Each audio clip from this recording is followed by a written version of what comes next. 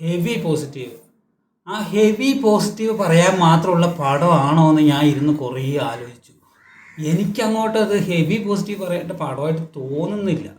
ഇനി എൻ്റെ കുഴപ്പമാണെന്ന് എനിക്കറിയില്ല. അത് മമ്മൂക്ക പറഞ്ഞിട്ടുണ്ടായിരുന്നു, പിന്നെ പ്രൊമോഷന് എല്ലാവരുടെയും തൃപ്തിപ്പെടുത്തി നമുക്ക് പടം സിനിമ എടുക്കാൻ പറ്റില്ലെന്ന് പറഞ്ഞിട്ടുണ്ടായിരുന്നു. ഇനി അതേ ഗണത്തിൽ ഇഷ്ടപ്പെടാത്തൊരു ഗണത്തിൽപ്പെട്ട ആളാണോ എന്നറിയില്ല. എന്നാൽ മമ്മൂക്കയുടെ പെർഫോമൻസ് ബേസ് നോക്കുമ്പോൾ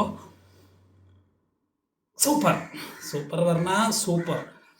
അതായത് ആ സിഗരറ്റ് കത്തിക്കുന്നതും സിഗരറ്റ് കത്തിച്ച് പുകച്ച് വിടുന്നതും സിഗരറ്റിനെ ഇങ്ങനെ കടിച്ച് ചവച്ച് അരച്ച് കാണിക്കുന്നതും കൊല്ലാൻ വേണ്ടി കാണിക്കുന്ന സീനുകളെല്ലാം നോക്കുമ്പോൾ ഹെവി ഐറ്റം ഇല്ലെന്ന് പറയുന്നില്ല, ഹെവി ഐറ്റം. നമ്മൾ ഓപ്പോസിറ്റുള്ള ആൾക്ക് കൈയടിച്ച് പോകും, പോലീസ് ഓഫീസർക്ക് കൈയടിച്ച് പോകും, അങ്ങനെയാണ്. അതെല്ലാം സമ്മതിക്കുന്നു. പക്ഷേ റബ്ബർ ബാൻഡ് പോലെ ഇടയ്ക്കിടയ്ക്ക് വലിയുന്നുണ്ട് സിനിമ, എന്നാൽ സ്പീഡ് കൊണ്ടുപോകുന്നുണ്ട്. ഇൻ്റർവെൽ വരെ എനിക്ക് സത്യം പറഞ്ഞാൽ വലുതായിട്ട് വർക്കായേ ഇല്ല. ഇൻ്റർവെൽ പഞ്ച് കൊണ്ട് നിർത്തി, കിണ്ണം കച്ചീസ ഇൻ്റർവെൽ പഞ്ച്, ഓക്കെ, അത് സൂപ്പറായി. അപ്പോൾ പടം വേറെ ലെവലിലേക്ക് പോകുമെന്ന് നമുക്ക് ഉറപ്പിച്ചു. പക്ഷേ ഇതിലെന്താ നമുക്ക് പ്രശ്നമെന്ന് വെച്ചാൽ, ഈ സിനിമയുടെ കഥ കംപ്ലീറ്റ് നമുക്ക് അറിയാം, നേരത്തെ അറിയാം. സൈനഡ് മോഹൻ്റെ കുറച്ച് കാര്യങ്ങൾ അറിയാം. അപ്പോൾ ഒരുപാട് പേര് പറഞ്ഞു സൈനഡ് മോഹൻ്റെ കഥയെ ആക്കി എടുത്തിട്ടില്ല, അതിന് ചെറുതായി എടുത്തിട്ടുള്ളവരുണ്ട്. മെയിൻ കഥ അത് തന്നെയല്ലേ, ബാത്റൂമിനകത്ത് വെച്ചിട്ട് കല്യാണം കഴിച്ചിട്ട് സൈനഡ് കൊടുത്തിട്ട് കൊല്ലുന്നു. മെയിൻ കഥ അത് തന്നെയാണല്ലോ. അപ്പോൾ അത് കുറച്ച് എടുത്തിട്ടുള്ളൂ എന്ന് പറഞ്ഞതിൽ അർത്ഥമൊന്നും ഉണ്ടായിട്ട് എനിക്ക് തോന്നുന്നില്ല. അപ്പോൾ അതെടുത്തിട്ടുണ്ട്. പിന്നെ ബാക്കിയുള്ള കാര്യങ്ങൾ സിനിമാറ്റിക് രീതിയിൽ എടുക്കണമല്ലോ, അല്ലാതെ നമ്മൾ ആരും കാണില്ല, അതേ സെയിം പാറ്റേൺ എടുത്താൽ കാണില്ലല്ലോ. അപ്പോൾ സിനിമാറ്റിക് രീതിയിലെടുത്തു. പിന്നെ ഇതിൽ കൊല്ലുന്ന സീനുകൾ, ഇപ്പോൾ ആ സിനിമയിൽ 10-20 പേര് കൊല്ലുന്നുണ്ട് എന്നൊക്കെ നമുക്ക് സംസാരിക്കുന്നുണ്ട്. ജീവിതത്തിലെ ശരിക്കും യഥാർത്ഥത്തിൽ അങ്ങനെ അത്രയും പേര് കൊല്ലുന്നുണ്ടെന്നൊക്കെ പറയുന്നുണ്ട്. അപ്പോൾ അതുകൊണ്ടായിരിക്കും അത്രയും നായികമാരെ കൊണ്ടിട്ട്. ഇത് മറ്റേ നമ്മുടെ പലചരക്ക് കടയിൽ പച്ചക്കറി കടയിൽ പോയിട്ട് സവാള പിടിക്കുന്ന പോലെ എടുക്കുന്നു, വരുന്നു, ഒരു പെണ്ണിനെ വളയ്ക്കുന്നു, ആ പെണ്ണിനെ ലൈംഗിക ബന്ധത്തിൽ ഏർപ്പെടുന്നു, കൊല്ലുന്നു. ഫസ്റ്റ് അങ്ങനെ, സെക്കൻഡ് അങ്ങനെ, തേർഡ് അങ്ങനെ ഇങ്ങനെ കാണിച്ചുകൊണ്ടേ ഇരിക്കുകയാണ്. അപ്പോൾ ഇതെന്താ ഞാൻ പറഞ്ഞതെന്ന് വെച്ചാൽ, ഇത് ഫസ്റ്റ് തന്നെ കാണിക്കുന്നുണ്ട്. മമ്മൂക്കനെ അതിൽ പ്രത്യേകിച്ച് കാണിക്കാതിരിക്കാന്നല്ല. ഇപ്പോൾ ഫസ്റ്റ് മമ്മൂക്കനെ കാണിക്കുമ്പോൾ തന്നെ അത് സംഭവിക്കുന്നുണ്ട്. 5 മിനിറ്റ് കഴിഞ്ഞതും ഇത് സംഭവിക്കുന്നുണ്ട്. അപ്പോൾ അത് സ്പോയിലറൊന്നുമല്ല, ആ സിനിമയിൽ അങ്ങനെയുണ്ട്. പിന്നെ പ്രൊമോഷനിലൊക്കെ ഇഷ്ടംപോലെ പെൺകുട്ടികളുടെ ഫോട്ടോ ഒക്കെ വെച്ചിട്ടൊക്കെ ഉള്ള പ്രൊമോഷനൊക്കെ, ഒരു വൈറലായ പ്രൊമോഷനുണ്ട്, അതിലൊക്കെ അങ്ങനെയാണ് കണ്ടത്. അപ്പോൾ അതുകൊണ്ട് ഇത് സ്പോയിലറൊന്നുമല്ല. പിന്നെ ഈ കഥ നമുക്ക് ഫസ്റ്റ് കംപ്ലീറ്റ് അറിയാം, ലാസ്റ്റ് എന്ത് സംഭവിക്കുമെന്ന് അറിയാം. അപ്പോൾ ഈ കൊടൂര വില്ലനാണ് മമ്മൂക്ക, കൊടൂര വില്ലൻ. എനിക്ക് അങ്ങനെ തോന്നാതിരിക്കും, കാരണം കൊടൂര വില്ലനാണ് മമ്മൂക്ക. അപ്പോൾ കൊടൂര വില്ലനെ ലാസ്റ്റ് ട്രീറ്റ് ചെയ്ത രീതി ഒട്ടും ശരിയായി വർക്കായി തോന്നിയില്ല. അതായത് മമ്മൂക്കനെ ലാസ്റ്റ് ക്ലൈമാക്സിൽ കൊടൂര വില്ലനെ ട്രീറ്റ് ചെയ്ത രീതി ഒട്ടും ശരിയല്ല എന്നാണ് എൻ്റെ പക്ഷം. കാരണം കുറച്ച് ക്രൂവലാവണമായിരുന്നു, അതൊന്ന്. പിന്നെ ഞാൻ അപ്പോഴേ പറഞ്ഞ ആ കാര്യം. പിന്നെ ഇൻ്റർവ്യൂവിന് ശേഷം എല്ലാവരും പറഞ്ഞു ഒരുപാട് സ്പീഡായിട്ട് അങ്ങനെ പോയി. ഇൻ്റർവ്യൂവിന് ശേഷവും ഇത് കാരണം കണ്ടുപിടിക്കുന്നില്ല, നമുക്ക് ദേഷ്യം വരാൻ തുടങ്ങി. അപ്പോൾ 2 മണിക്കൂർ 20 മിനിറ്റുള്ള പടം ചിലപ്പോൾ 2 മണിക്കൂർ ആയാലും ചിലപ്പോൾ ഇത്ര ബോറടിക്കില്ലായിരിക്കും. 2 മണിക്കൂർ 5 മിനിറ്റൊക്കെ വെച്ചാൽ കുഴപ്പമില്ല. കാരണം ഇൻ്റർവ്യൂ വരെ 1 മണിക്കൂർ, ഇൻ്റർവ്യൂവിന് ശേഷം 1 മണിക്കൂർ വെച്ചിരുന്നെങ്കിൽ അത്ര ബോറടിക്കില്ല. 1 മണിക്കൂർ 5 മിനിറ്റൊക്കെ വെച്ചിരുന്നെങ്കിൽ നമുക്ക് ബോറില്ലാതായി പോകുമായിരുന്നു. പക്ഷേ വീണ്ടും ഞാൻ ആലോചിക്കുന്നു, ഞാൻ സിനിമ കണ്ടത് മാറിയോ എന്ന് വിചാരിച്ചു. അത്രയും പോസിറ്റീവ്. ഇതിനർത്ഥം പടം നെഗറ്റീവാണ് എന്നല്ല, പടം ആവറേജ് മൂവിയായിട്ടേ തോന്നിയിട്ടുള്ളൂ. മമ്മൂക്കയുടെ പെർഫോമൻസ് ഹൈ ലെവലിൽ, വിനായകൻ്റെ പെർഫോമൻസും അതിൻ്റെ ഒപ്പം ഏകദേശം നിൽക്കുന്നുണ്ട്, ഇല്ലെന്ന് പറയുന്നില്ല.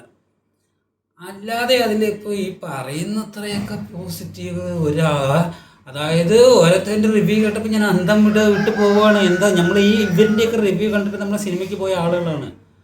അശ്വന്ത് ബ്ലോക്കായാലും ഉണ്ണി ബ്ലോക്കായാലും ഇതിൻ്റെയൊക്കെ കണ്ടിട്ട് പോയ ആളുകളാണ്. എങ്ങനെയാണ്, എന്താണ് സംഭവം എന്നൊന്നും എനിക്ക് അറിയില്ല.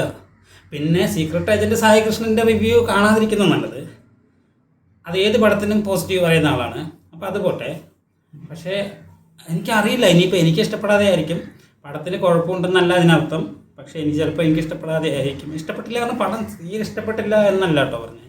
കാരണം ഇത്രയും പോസിറ്റീവായിട്ട് നിൽക്കേണ്ട ഒരു ലെവലിലേക്ക് ആയിട്ട്, അതായത് ഒരു നെഗറ്റീവ് പോലും ഇല്ല, ഒരു ബോറടിപ്പിക്കലില്ല, ഒരു വലിപ്പീരില്ല. ഉണ്ണി വ്ളോഗൊക്കെ പറഞ്ഞത് ഇനിയും കാണണം എന്നൊക്കെ പറയുന്നുണ്ട്. എനിക്കതാണെന്നും അറിയാത്തത്. ഇനിയിപ്പോൾ നമ്മൾക്ക് സിനിമയിൽ കാണുന്ന രീതി വ്യത്യാസമായിരിക്കും, പറയാൻ പറ്റില്ല. എന്നാൽ മമ്മൂക്കയുടെ ഏകദേശമുള്ള ഈ ഈ അടുത്തിറങ്ങിയ എല്ലാ സിനിമകളും ഹിറ്റായിട്ടുണ്ട്.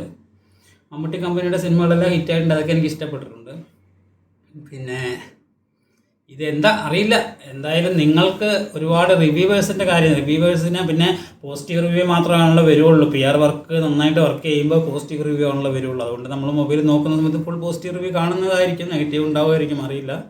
പടം ചിലപ്പോൾ എല്ലാവർക്കും വർക്കായിട്ടുണ്ടാവും, പിന്നെ എല്ലാവർക്കും ഒരുമിച്ച് വർക്കാവില്ലേ. മാർക്കോ ഹിറ്റെന്ന് ഭയങ്കരമായിട്ട് 100 കോടിയെന്ന് എത്ര അടിച്ച പടമാണ്, ഒരുപാട് പേര് വർക്കാകാത്ത ആൾക്കാരുണ്ടായിരുന്നല്ലോ. അതേപോലെ തുടരും 250 കോടി അടിച്ചതാണ്. അതും ആവറേജ് എന്ന് പറഞ്ഞ ആളുകൾ ഒരുപാടുണ്ട്. അപ്പോൾ നമുക്കൊന്നും പറയാൻ പറ്റില്ല. എന്തായാലും എൻ്റെ അഭിപ്രായം അതാണ്. നിങ്ങളുടെ അഭിപ്രായം കമൻറ്റ് ബോക്സിൽ രേഖപ്പെടുത്തു. തെറി പറയുന്നവർക്ക് തെറി പറയാം, ഇഷ്ടപ്പെടുന്നവർക്ക് ഇഷ്ടപ്പെട്ടു എന്ന് പറയാം, ഇഷ്ടപ്പെടാത്തവർക്ക് ഇഷ്ടപ്പെട്ടില്ല എന്ന് പറയാം, ആവറേജ് എന്നുള്ളവർക്ക് ആവറേജ് എന്ന് പറയാം. എല്ലാവരും കണ്ടിട്ട് സൂപ്പർ ഹിറ്റ് എന്ന് പറഞ്ഞിട്ട് നമ്മളെങ്ങനെയാണ് നെഗറ്റീവ് പറയുന്നത് എന്ന് തോന്നാതെ സത്യസന്ധമായിട്ടൊന്ന് മറുപടി പറഞ്ഞാൽ എൻ്റെ സിനിമ കാണുന്ന വിഷൻ ഞാൻ മാറ്റാമായിരുന്നു.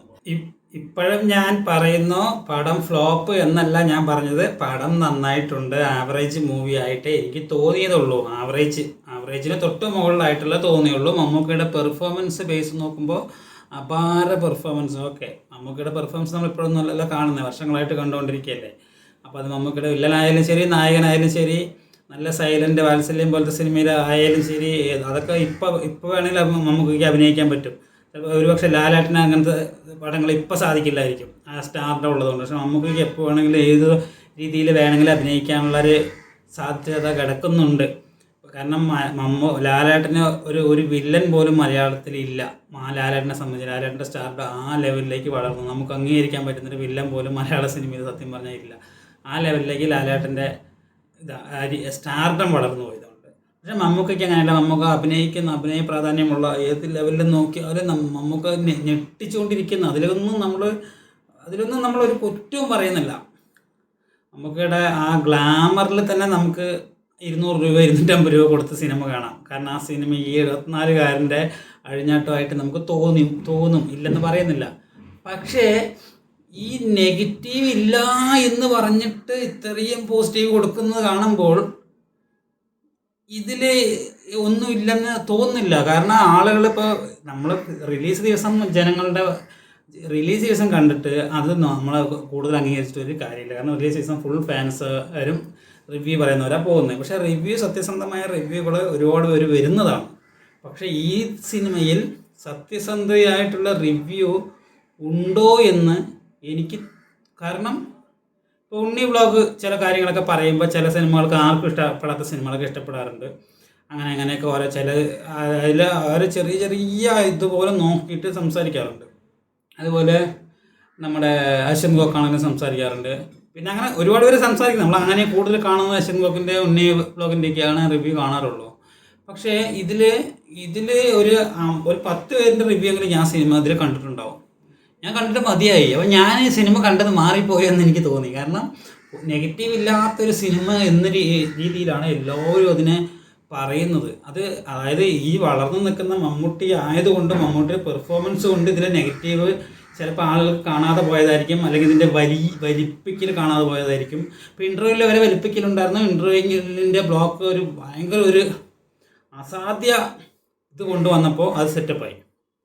അത് നമ്മൾ ട്വിസ്റ്റ് കൊണ്ടുപോകുമെന്ന് അങ്ങനെ വിചാരിച്ചില്ല, സെറ്റപ്പായി. ഓക്കെ, അത് നമ്മൾ ഫൈൻ, ഇഷ്ടപ്പെട്ടു. അത് കുറച്ച് കഴിഞ്ഞപ്പോൾ വീണ്ടും അതേ സ്റ്റോറിയിലേക്ക് പോകുമ്പോൾ നമുക്ക് സ്വാഭാവികമായിട്ട് ഇത് തന്നെയല്ലേ സംഭവിക്കുന്നത്, എന്തിനെ വീണ്ടും കാണിക്കുന്നത് നമുക്ക് തോന്നിപ്പോവുകയാണ്.